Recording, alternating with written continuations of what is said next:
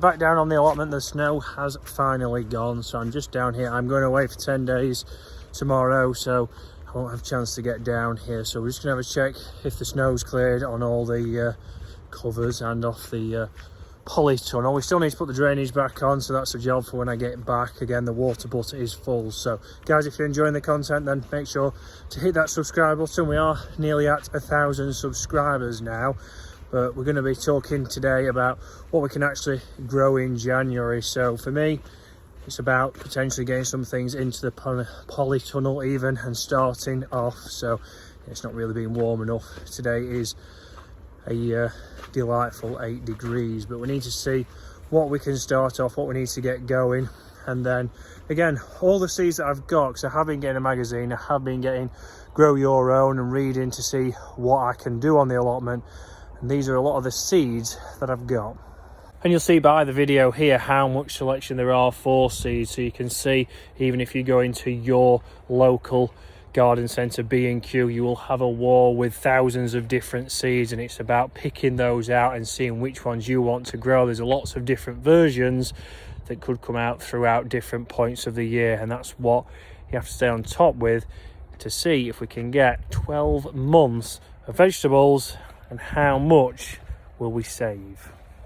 But you see down here now, the snow has pretty much gone, so roof is looking all good. Again, we can see, I forgot we had some chippings left to obviously fill in, but this netting again probably had too much weight on it and it did start to rip, so we will start to potentially put some new things on there, some new nets. But this is where we're going to start to build a new area. So these 2 plastic covers will be going, and we're going to build this up from the front and have it where, again, it's going to be a lean-to top, so we can open it up. We'll start with it being more of this kind of siding, so the same siding as the polytunnel, so it'll act like a mini polytunnel to get things going. And then obviously in the summer we will then cover it with green netting, so things will be able to start off a little bit quicker, and then obviously we can get some produce growing hopefully quicker into the season. Again, one thing that seems to never stop growing is rhubarb, so you can see it looks like we're going to have plenty of that coming. Again, these are the cauliflowers and cabbages. Those cauliflowers didn't seem to take, and there's some leaves we can get off that cabbage, and we still have some leeks and some sprouts in. So again, we did say we were going to take the sprouts out. These have been, again, more rhubarb there, leeks still to come out. You can see some people said that the frost actually helps these. I'm not so sure. We might get some off and put them to the test and see how they do actually taste. Again, you can see on some of them we have got some white fly, I believe it is called. Again, we still have some potatoes in the ground as well, so I wonder how they will come out. Hopefully we'll get those back out when I come back and see if they have taken or not. Again, onions haven't done too bad at all. You can see they're coming along nicely, so we should get those hopefully earlier in the season. And the sprouts that have covered seem to look pretty much the same, but again, it's interesting, get things growing early this year, try and get as much as possible out of here. Again, one thing that didn't work last year were the red onions. Unfortunately, there was some successes and some failures. Lavender plants here, and again, we do have a little bit of the herb garden still going, so we need to start to plot things out. So we've talked about what seeds. Again, we need to now talk about what was in each bed, and we need to start having some crop rotation, so starting to move things around.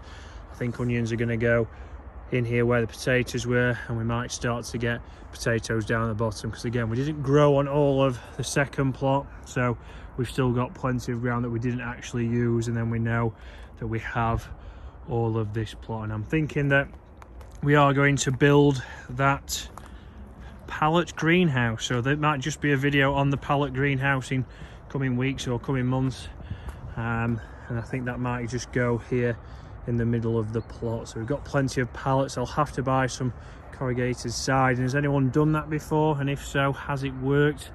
But we can see everything is covered and ready to go. So crop rotation, we'll have a look at now where everything was on this plot and what we're going to do. The same on the plot down at the bottom, and then we need to start to get some ideas of how we're going to set plot number 3 or my dad's allotment out. We are going to have a greenhouse on here as well as a pallet built greenhouse. Again, just see how it compares to the polytunnel. So all things that we need to go through. Shed's not looking bad in there. Cardboard to be burnt. We have some blue piping. So guys, let's get to talking about what we had on here. And this is a good thing, or this was something that I was advised to do, is make sure you know where everything was in a given year, because you do need to obviously have crop rotation. Things don't always grow great in the same kind of place. We were lucky, obviously we have more space, and we're lucky that we wasn't able to get everything ready last year to get more stuff in the ground. But this year I think we're going to be able to time it a little bit better so we can get it throughout the year. I mean, we've done well. We're still, like we say, getting cabbages. We've still got leeks. We've still got sprouts. But we're going to see with the new greenhouses, polytunnel and the makeshift crate greenhouse, how much we can actually grow. So guys, hopefully you're enjoying, and like I say, hit that subscribe button. Let's see if we can get to 1,000 subscribers. That will be fantastic. And then we'll start to get some things in the ground. And next week we're looking at things that we're going to add to the plot to grow, and where it's going to grow, because there's certain areas that we haven't taken advantage of, not just in the ground but other places where I think we can grow even more.